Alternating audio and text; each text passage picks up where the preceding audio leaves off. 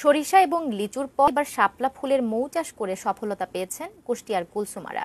তার এই সফলতায় আরও অনেকে শুরু করেছেন একইভাবে মৌ চাষ। কুষ্টিয়া থেকে শরীফুল ইসলামের পাঠানো তথ্য ছবি নিয়ে ডেস্ক রিপোর্ট।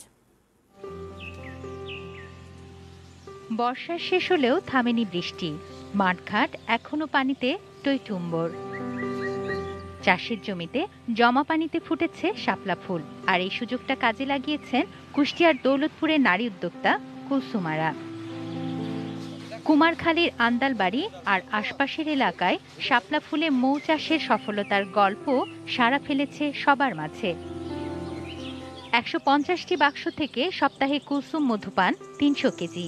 প্রতি কেজি মধু বিক্রি করেন ৬০০ টাকায়। কুষ্টিয়াতেও পুরা কুষ্টিয়া এবং আমি আশা করছি ঢাকাতেও পাঠাইছি, লাইসেন্সের মাধ্যমে বিদেশে পাঠাতে চাই। আমার উদ্দেশ্য একটাই যে আমি চাকরি চাইবো না, আমি চাকরি দিব।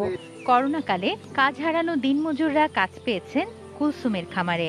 ভেজাল মুক্ত মধু সংগ্রহ করতে পেরে খুশি ক্রেতারাও। এখানে বেশ আগ্রহ এবং সাড়া জাগাচ্ছে ক্রেতারা, যেহেতু এই মধুটা অত্যন্ত সুস্বাদ। যারা মধু নিতে আসছে এরা তো নিজে হাতে মধুটা ভেঙে তারা নিয়ে যাচ্ছে আমার খামার থেকে। বাজারের মধু থেকে এই মধু অনেক ভালো, জানাশোনা দেখাশোনা মধু। কুলসুমারার এই মৌ চাষে পরামর্শ ও উপকরণ দিয়ে সহযোগিতা করছে কৃষি বিভাগ। কুলসুমারার দেখা দেখি আমাদের কিন্তু এই দৌলতপুর উপজেলায় অনেক কৃষক, বিশেষ করে কৃষানীরা উৎসাহ পাচ্ছে এবং এই মৌ চাষের সাথে সম্পৃক্ত হচ্ছে।